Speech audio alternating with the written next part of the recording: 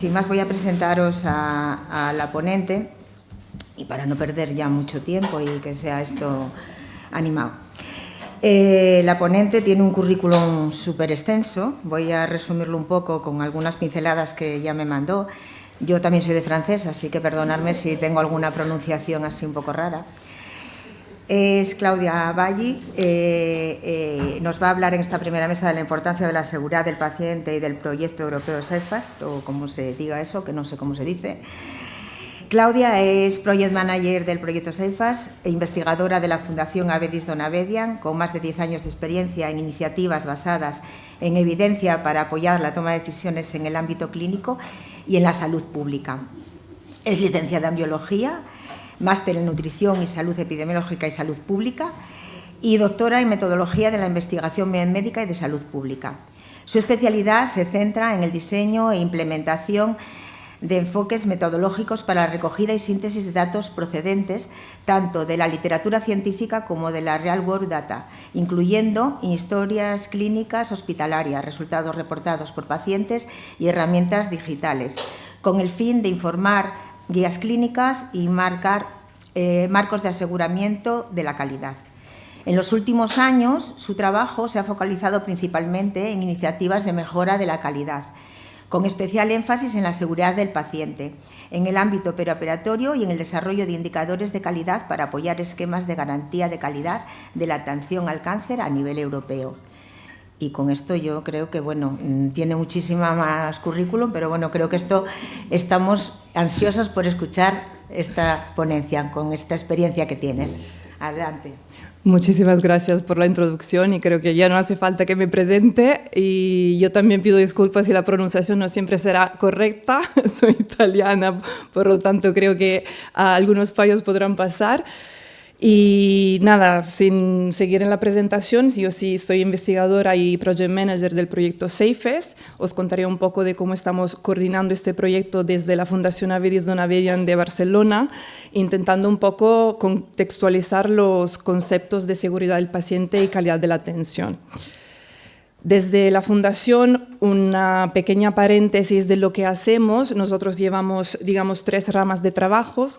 Hacemos proyectos y trabajos de formación, de docencia, así como llevamos a cabo proyectos de investigación y proyectos de evaluación y mejora de la calidad. Digamos que nuestra misión principal es la mejora de la calidad, tanto en el ámbito de salud como en el ámbito social.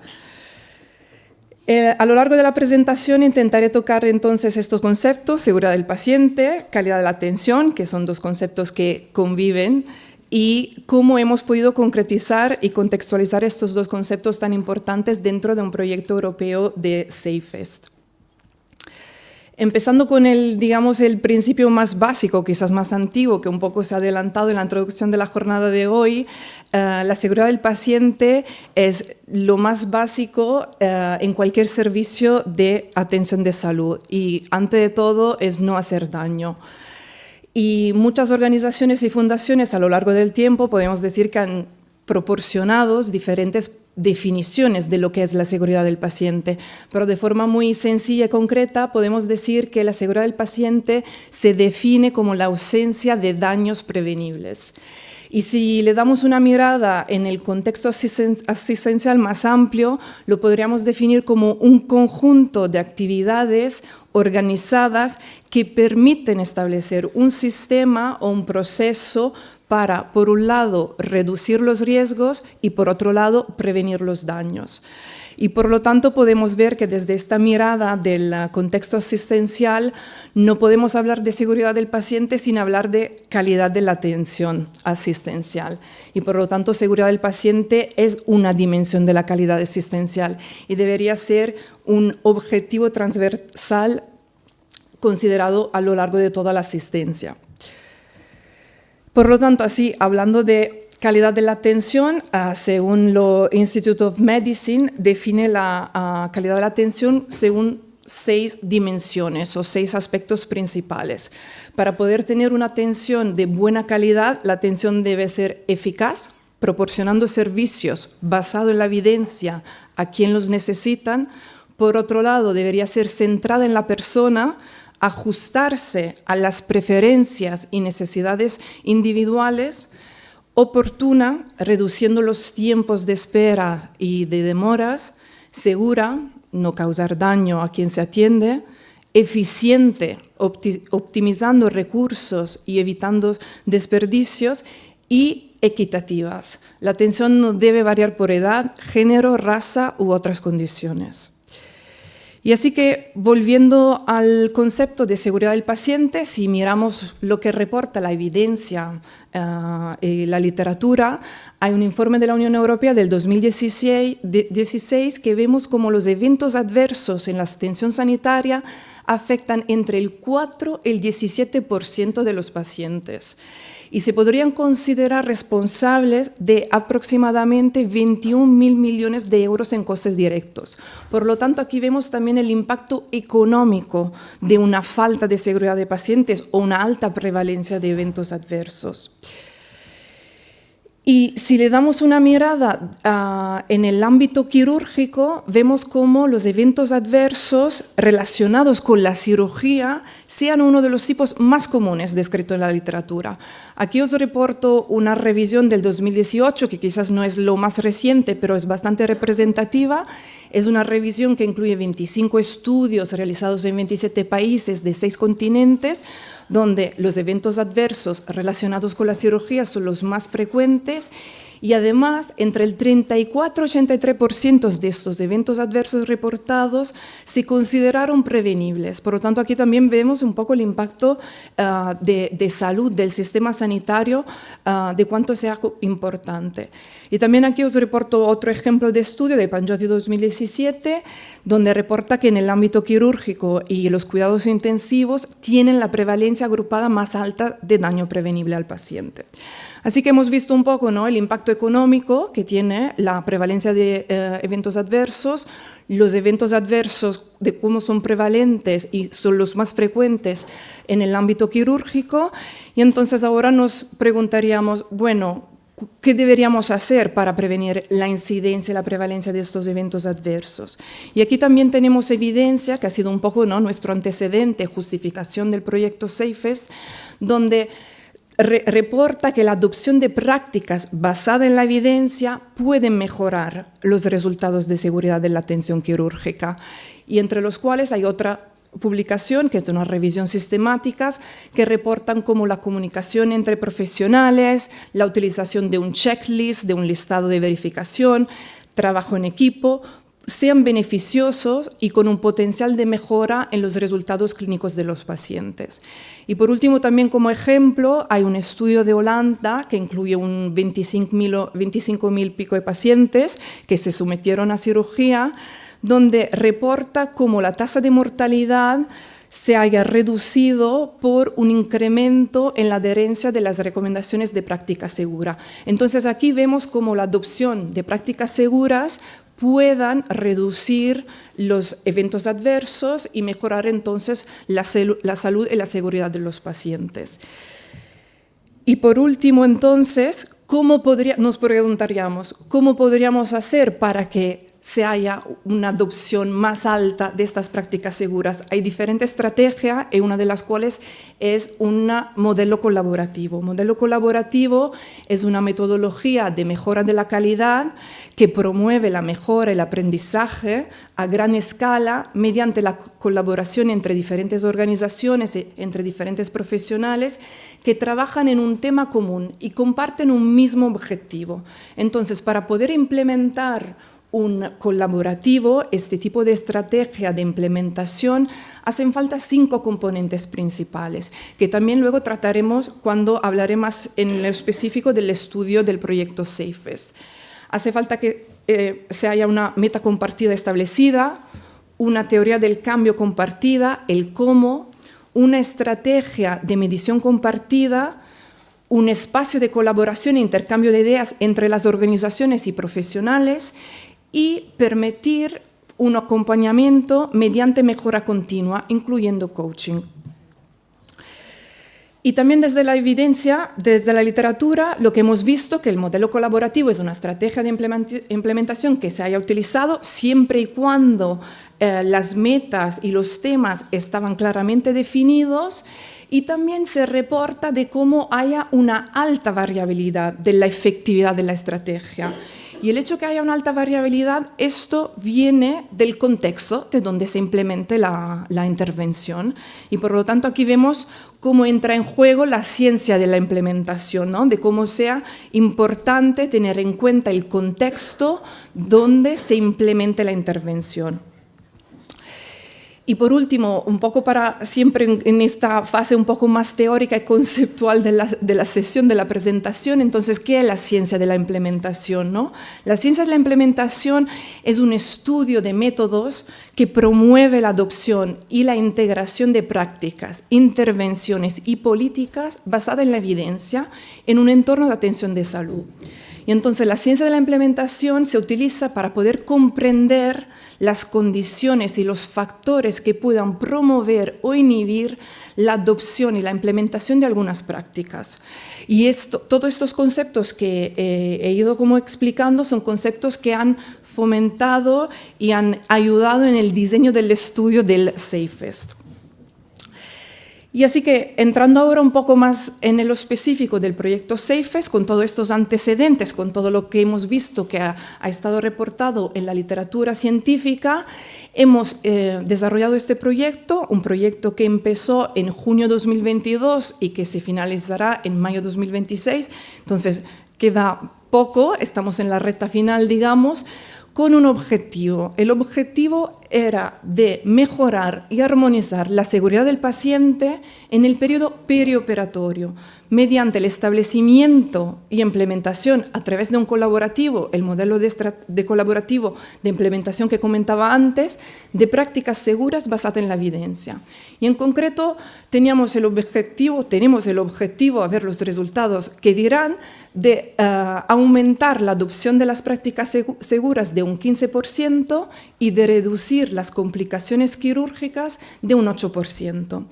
Y paralelamente también llevamos a cabo un estudio contextual para poder identificar todas las barreras y los facilitadores que hayan influido en la adopción e implementación de estas prácticas seguras.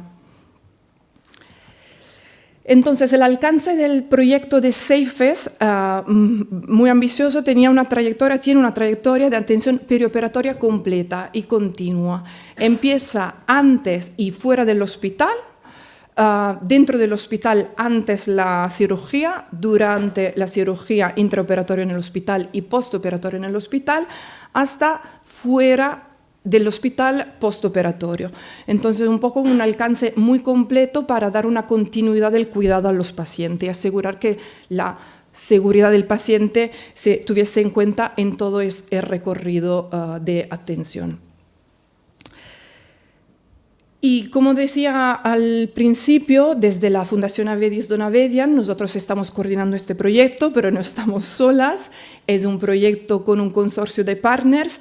Aquí os reporto los 9 otros partners que están colaborando en el proyecto. Hay otro partner de España que es de Censar de Madrid. De Portugal tenemos Nova, 2 partners de Bélgica que se ocupan más de la parte de diseminación y comunicación, 2 partners de Holanda, un partner de Alemania, uno de República Checa y uno de Estonia. Entonces, el consorcio del proyecto está compuesto por 10 partners en total. Y además de los 10 partners, tenemos 10 hospitales. Esos son los 10 hospitales que han estado participando y colaborando en el proyecto. Tenemos 2 hospitales por país, 2 de Holanda, 2 de Portugal, 2 de España, 2 de Estonia y 2 de República Checa. De España en concreto tenemos la FE de Valencia y Alcorcón de Madrid. Y ellos han estado implicados en todas las actividades que hemos llevado a cabo dentro del proyecto. Y en esta otra diapositiva, un poco para daros una imagen de la complejidad de un proyecto europeo, aparte de los del consorcio de partners, que son 10, como decía, y de los 10 hospitales, tenemos los que llamamos los country coordinators, que son los coordinadores de país donde hay los hospitales que van implementando la intervención y todas las actividades. Y también hay estos dos grupos muy importantes, que son el Scientific Expert Group, el Scientific Advisory Group, que son grupos que hemos formado desde el principio del proyecto y han sido fundamentales en la primera fase del proyecto, que luego os comentaré más en detalle, para la identificación y selección de las recomendaciones de práctica segura en el ámbito perioperatorio. Y aquí lo que intentamos hacer es de obtener un grupo bastante representativo a nivel europeo. También tenemos grupos de pacientes para asegurarnos que su perspectiva se tuviese en cuenta a lo largo de todo el proyecto. Y por último también tenemos un grupo que le llamamos el Advisory Board, que son 3 expertos que nos han ido apoyando a lo largo del proyecto en caso de duda, consulta, tanto de un punto de vista metodológico que de implementación o clínico. En esta diapositiva, de forma muy resumida, intentaré un poco guiaros en las 6 fases principales del proyecto. Entonces, el proyecto empezó, mirando desde la izquierda de la diapositiva, empezó con la identificación y la selección de las recomendaciones de práctica segura y la selección a través de un método de consenso, que luego os explicaré. Una vez identificadas las recomendaciones de prácticas seguras en el ámbito perioperatorio, tuvimos que hacer un proceso de transformación para que estas prácticas se pudiesen medir, para que los 10 hospitales pudiesen valorar su nivel de implementación y adherencia con estas prácticas. Y así los 10 hospitales pudieron hacer una autoevaluación que hicieron dentro de una plataforma digital para valorar las áreas de mejora y las áreas que les funcionaban mejor. Y luego entramos en la fase 3, que es un ejercicio de priorización, que ha sido un ejercicio, digamos, bastante difícil, porque teníamos 10 hospitales de 5 países diferentes de Europa, pues realidades muy diferentes, y aquí, para poder luego implementar el modelo colaborativo con una meta y un tema en común, teníamos que consensuar y llegar a un listado de prácticas en común para mejorar. Y entonces podéis imaginaros que no todos los hospitales tenían las mismas prácticas. Algunos hospitales querían priorizar unas y otros otras. Por lo tanto, aquí fue un ejercicio muy difícil y complejo, guiado, por supuesto, por parte del consorcio de SAFES, donde finalmente los hospitales pudieron priorizar un listado de prácticas para mejorar durante el colaborativo. Una vez finalizado este ejercicio de priorización, empezamos así el colaborativo. El colaborativo, la fase 4 del proyecto. En esta fase creamos un espacio virtual. Esto ha sido también otro reto del proyecto, porque hacer este tipo de colaborativo, esta metodología de forma virtual, no siempre conlleva los mejores resultados. Creo que se podría aprovechar mucho más hacer reuniones presenciales, pero lo que hicimos es crear una plataforma virtual y un espacio de reuniones secuenciales para que los hospitales pudiesen compartir sus experiencias y su estrategia para poder mejorar la adherencia de estas prácticas que habían priorizado en la fase 3. El colaborativo se finalizó el mes pasado. Y entonces ahora, en enero de 2026, los 10 hospitales volverán a hacer el ejercicio de autoevaluación, esperando que haya mejorado la adherencia de las prácticas seguras. Y por último, en la fase 6, haremos, que es digamos el paquete de análisis, haremos una evaluación del impacto de la intervención. Aquí haremos un análisis del impacto para ver, por un lado, si hemos obtenido un aumento en la adherencia en las prácticas seguras, y por otro lado, si hemos podido reducir las complicaciones. Y a lo largo de todo el proyecto, esta flechita abajo de la diapositiva, hemos involucrado a los pacientes de los grupos que os mencionaba anteriormente, para poder obtener su input, su feedback, y asegurarnos que su perspectiva estuviese presente durante la implementación y el desarrollo del proyecto. Entonces aquí quizás un poco metodológico, pero un poco para dar unas definiciones del tipo de proyecto. Hemos desarrollado y publicado un protocolo que está publicado en la revista de PLOS ONE. Es un diseño híbrido de tipo 3, efectividad e implementación, y también lo definimos como un diseño de métodos mixtos. ¿Por qué? Porque por un lado tenemos unos datos cuantitativos y unos métodos cuantitativos, porque hacemos un análisis de series temporales interrumpidas para estimar los efectos de la intervención, y por otro lado tenemos datos y métodos cualitativos porque haremos entrevistas a pacientes y también a profesionales para entender el contexto, ¿no? Volviendo al tema de la ciencia de la implementación, para entender un poco los factores que puedan inhibir o facilitar la implementación de una intervención, de ahí sacamos un poco la evidencia cualitativa.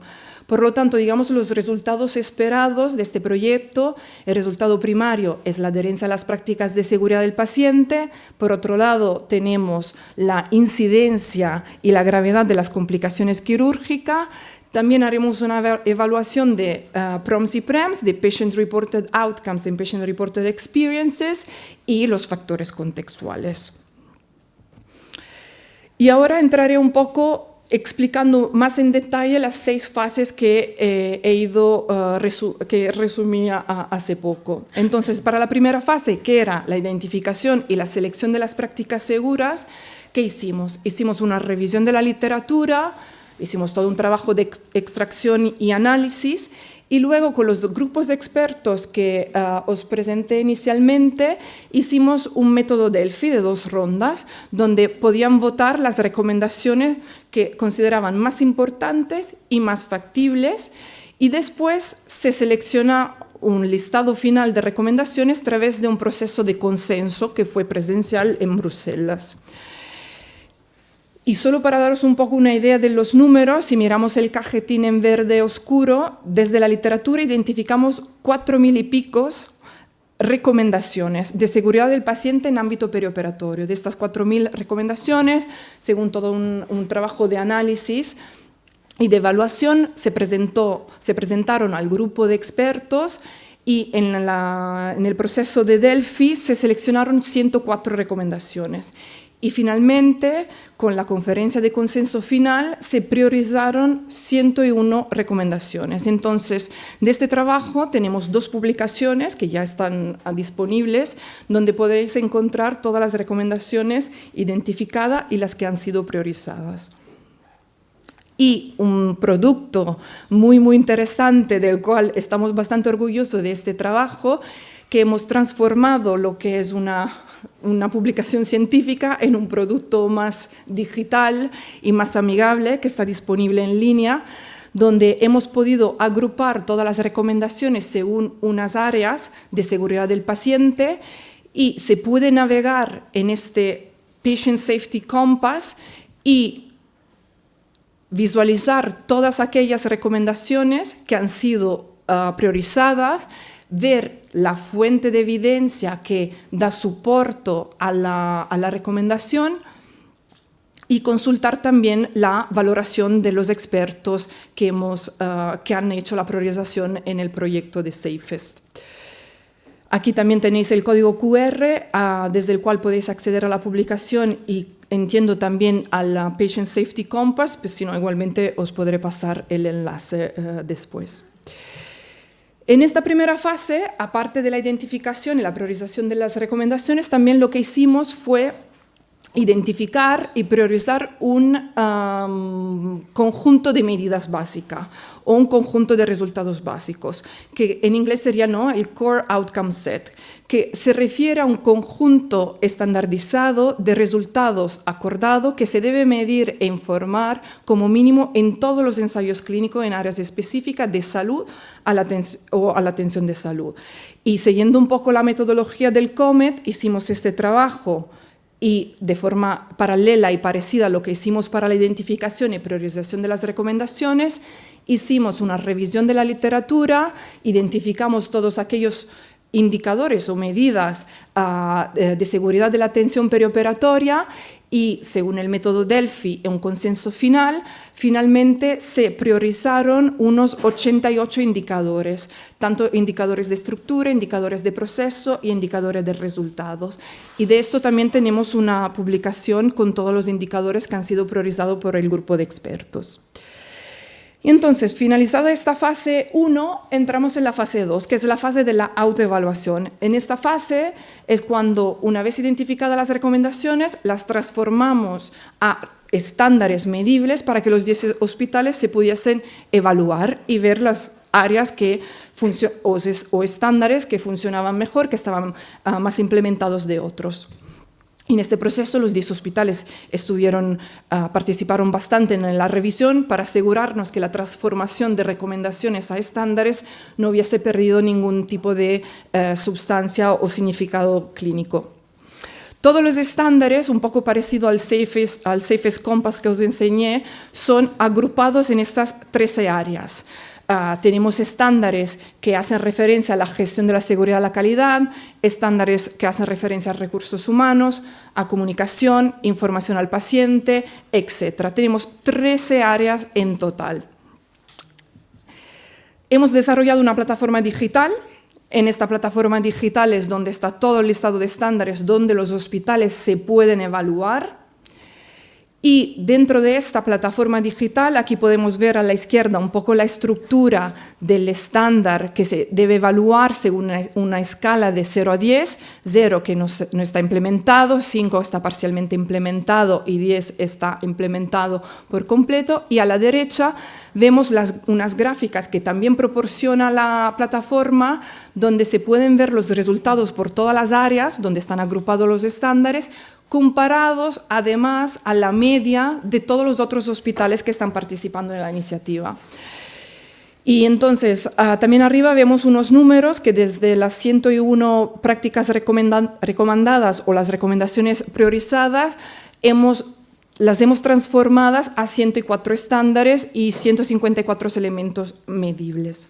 Entonces, en esta fase, los 10 hospitales se evaluaron y vieron un poco en qué área las cosas iban mejor o peor. Esto también es siempre una gráfica de araña donde podían ver por cada área un poco la media y la deviación estándar.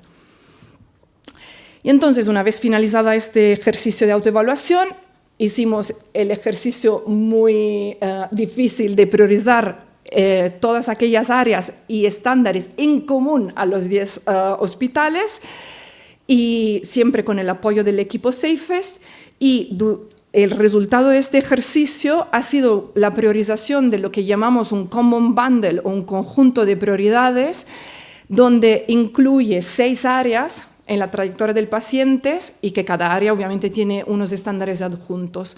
Digamos que con el enfoque final ha sido lo de dar prioridad a los pacientes a altos riesgos y por lo tanto pacientes con enfermedades cardiovasculares, obesidad, diabetes, mellitus, trastornos respiratorios y riesgo de delirio o fragilidad.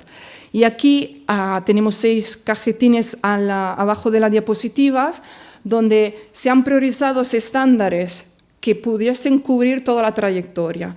Entonces, empezando por la izquierda, tenemos en el área de la valoración preoperatoria, se priorizaron estándares que trataban de la utilización de escalas objetivas de riesgos para la decisión compartida. También se priorizaron estándares en el área de optimización preoperatoria relacionado a la prehabilitación o a la colaboración con la atención primaria. Se priorizaron estándares en el área de optimización intraoperatorias, estándares relacionados con el control de la hipotermia, glucemia, monitorización neurológica y cardíaca. En el área de seguimiento hospitalario se priorizaron estándares de rescate del paciente que se deteriora. En el área de alta segura con pacientes se priorizaron estándares relacionados con informes e instrucciones cuando se da de alta al paciente o la conciliación de medicamento. Y por último, en el área de la rehabilitación postoperatoria se priorizaron los estándares de ofrecer un circuito personalizado postoperatorio a los pacientes. Y entonces esto ha sido, digamos, volviendo al concepto de poder implementar un modelo colaborativo, el hecho de priorizar un common bundle, un conjunto de prioridades en común con los 10 hospitales para que todos pudiesen trabajar en lo mismo. Cada hospital luego hizo un poco un ejercicio de reflexión según la metodología del driver diagram, donde por todos los estándares priorizados que lo tenemos en la columna que está en el medio del secondary drivers, hicieron un ejercicio de ver qué tipo de acciones o estrategias pudiesen implementar para poder mejorar la adherencia de aquellos estándares. Y una vez finalizado este ejercicio es cuando empezó el colaborativo, la fase 4 de nuestro proyecto. En esta fase entonces todos los hospitales sabían su situación interna, habían ya discutido sobre lo que podían hacer para mejorar la adherencia de aquellos estándares que habían sido priorizados, y durante el colaborativo nosotros dándole un espacio virtual con reuniones cada 2-3 semanas, podían compartir sus conocimientos, sus estrategias, también sus preocupaciones y dificultades para poderse apoyar y ayudar uno entre el otro.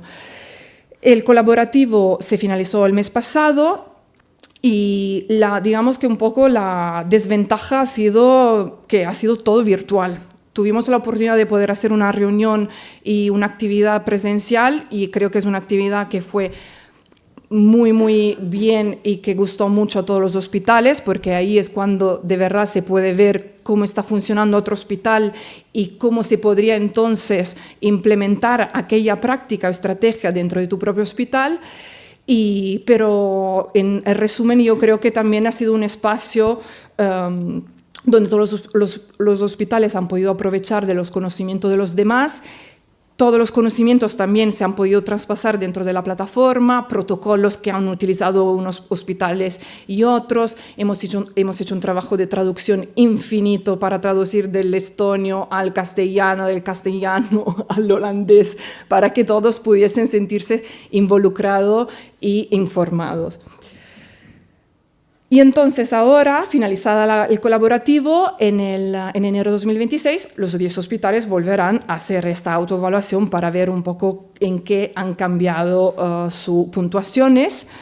Y por último, este paquete de evaluación, donde mirarán un poco los 2 resultados o objetivos principales, si ha habido un cambio en la adhesión de las prácticas seguras y un cambio en las complicaciones quirúrgicas, porque estos 10 hospitales, entre todas las actividades que han hecho, también han ido recogiendo historias clínicas cada mes para ver su nivel de adherencias a las prácticas seguras y también la incidencia de complicaciones post-cirugía. Y todos los datos han sido ingresados dentro de la plataforma que hemos desarrollado para luego poder hacer un análisis de series temporales interrumpidas y ver qué impacto ha tenido la intervención.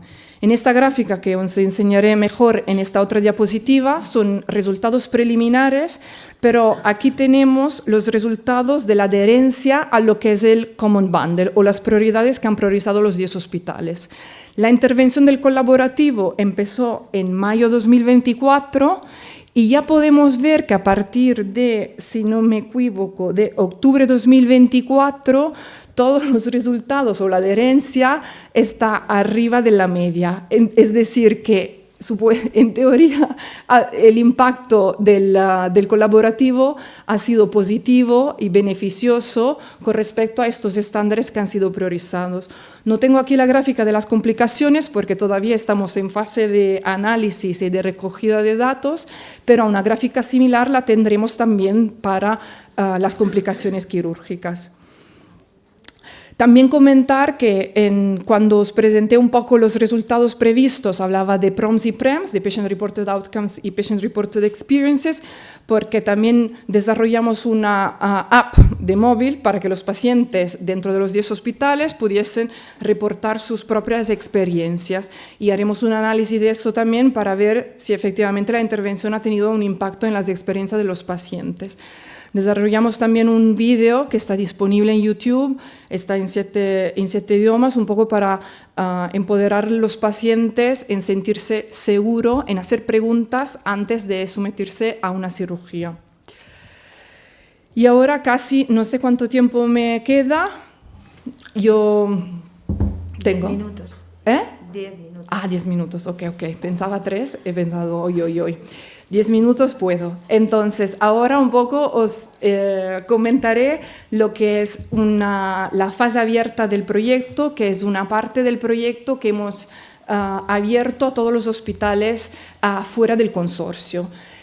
Hemos abierto la fase en concreto de autoevaluación para que cualquier hospital interesado pudiese registrarse y hacer una autoevaluación dentro de su hospital para medir su alineación o nivel de adherencias con los estándares de seguridad del paciente.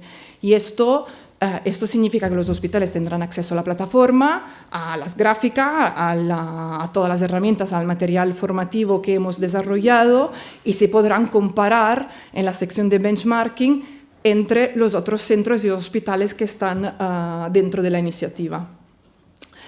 También me gusta destacar que este proceso abierto no es una acreditación formal, sino es un autodiagnóstico, es una oportunidad, creo, para los hospitales para que puedan ver lo que está funcionando y lo que no está funcionando, y sobre todo es una oportunidad para poder dar espacio y fortalecer un poco la cultura de la seguridad del paciente. Y para identificar áreas de mejora, obviamente. Entonces, esto es un poco lo que hemos intentado destacar siempre en todas las presentaciones y actividades de diseminación que hemos hecho cuando hemos hablado de la iniciativa de la fase abierta. Un poco para ubicaros de dónde estamos con esta fase abierta, hicimos el lanzamiento en mayo de 2025, entonces hicimos una serie de actividades diciendo estamos aquí, ofrecemos una plataforma, una serie de herramientas para poder hacer la autoevaluación, hicimos webinarios online, hicimos también una serie de vídeos para poder enviar de forma sincrónica a los hospitales interesados en qué consistía hacer la autoevaluación, y luego también montamos una serie de sesiones de preguntas y respuestas, que creo que también hoy tuvimos una a las 4 de la tarde, para que los hospitales registrados puedan hacernos preguntas y nosotros ofrecerle el apoyo en solucionar cualquier duda. De momento tenemos 75 hospitales registrados. De estos 75, 10 son los 10 de la iniciativa, por lo tanto, digamos que son 65 nuevos hospitales de 23 países, con lo cual estamos bastante contentos del impacto que hemos tenido. Ahora, nuestro deseo es que estos 65 hospitales finalicen de verdad la autoevaluación, porque hay muchos que se han apuntado, registrados, pero no necesariamente acabarán la autoevaluación dentro de la plataforma. Y aquí intentaré ir un poco rápido porque si no entro demasiado en lo técnico, pero para un poco enseñaros en qué consiste participar en esta fase abierta, ¿no? Tenemos, digamos, podemos decir 4 fases principales. Los hospitales interesados en participar, lo que tendrán que hacer primero será formar un grupo de autoevaluación, luego hacer una planificación de agenda para cuándo hacer la autoevaluación, llevar a cabo el proceso de autoevaluación y reportar los resultados en la plataforma. Con respecto a la composición de grupo, la autoevaluación está pensada para que un grupo, un equipo, lleve a cabo la autoevaluación, no una persona, un individuo, un profesional. Como equipo principal, lo que sugerimos es que esté compuesto del responsable del centro, un cirujano, un anestesiólogo, enfermero, responsable de calidad y seguridad y un representante del paciente. Y dependiendo del área que se vaya evaluando, se pueden también involucrar otros profesionales. Por ejemplo, en el caso de evaluar los estándares de la área de equipamiento, se podría pedir ayuda al responsable de equipamiento o al director de servicios de quirófano, por ejemplo. En cuanto a la planificación de la agenda, que luego también creo que escucharemos experiencias reales de llevar a cabo la autoevaluación, nosotros siempre hemos sugerido de hacer una planificación con respecto a las distintas actividades que se tienen que llevar a cabo. Y digo esto porque en base a los estándares hay distintas actividades. Hay estándares que para poderlos evaluar hace falta observar una área en concreto, otros estándares que hace falta revisar la documentación, como protocolos o guías de práctica clínica, otros estándares que para poderlos evaluar hace falta revisar las historias clínicas de los pacientes, otros consultarse con los pacientes y otros por discusión de grupo. Aquí hemos sugerido un plan de 5 días, con los primeros 3 días de una discusión de equipo, del equipo evaluador y una revisión de la documentación, el día 4 de revisión de las historias clínicas y de debate o entrevistas con pacientes y el día 5 de observaciones. Pero luego ya hemos visto que la realidad, ningún hospital tiene una disponibilidad a tiempo completo para hacer una autoevaluación en 5 días, así que muchos hospitales han tardado como un mes y medio para realizarla. Luego, la implementación del proceso de autoevaluación, de revisar toda la documentación y plantillas que hemos desarrollado, hacer la autoevaluación, decidir la puntuación final para luego reportar la justificación y finalmente reportarlo dentro de la plataforma. Esto es un poco unos pantallazos de la plataforma. El hospital podrá luego seleccionar su propio hospital en la plataforma, hacer la autoevaluación según la estructura de los estándares y de la escala de 0, 5 y 10. Obtendrán todas las gráficas estas, tanto de la pie chart como el spider chart. Y tendrán acceso a todos estos materiales que hemos desarrollado y traducidos en estos idiomas para apoyarles en todo el proceso. Entonces, para así, que creo que me quedan 2 minutos, cómo participar para los hospitales que quieren participar, estén interesados en apuntarse en esta iniciativa, lo que pedimos es que nos envíen un correo a la dirección de fad@fadq.org y desde ahí nosotros nos pondremos en contacto traspasando toda la información y los enlaces necesarios para que los hospitales se puedan registrar y de ahí de forma independiente empezar con la autoevaluación. Este, digamos, es el cronograma del proyecto que idealmente todos los hospitales que quieran adherir a esta iniciativa deberían poder finalizar sus autoevaluaciones para febrero 2026 para poderlos incorporar en nuestro informe del proyecto europeo, pero si un hospital no puede acabar, podrá igualmente seguir utilizando la plataforma que hemos desarrollado. Y nada, para un poco llegar a la conclusión de la presentación, estos serán un poco todos los productos que tendremos del proyecto. Tendremos un Core Outcome Set, un conjunto de medidas, los estándares que hemos desarrollado, materiales adaptados a pacientes, una evaluación también comparativa, que es el benchmarking, una red colaborativa internacional de hospitales, también una caja de herramientas de seguridad del paciente, una serie de materiales de formación, y finalmente la evaluación cualitativa y cuantitativa de la fase 6. Y con esto yo creo que lo he dicho todo. Entonces, un poco para cerrar, que llega próximamente tendremos publicaciones científicas de los resultados de la preautoevaluación y también tendremos una publicación de la mapa de experiencia del paciente. Tendremos muchas más publicaciones que a ver cuándo tendremos el tiempo para hacerlas, pero las tendremos. Para los hospitales interesados o los que están registrados en la fase abierta, tenemos programación de futuras sesiones de preguntas y respuestas. Y por último, para cerrar, en junio al Congreso de SAIC también tendremos en paralelo una conferencia final del proyecto SAFES donde presentaremos todos los resultados. Así que para todos aquellos interesados están súper invitados en asistir. Y con esto yo creo que he acabado el tiempo y muchísimas gracias por vuestra atención.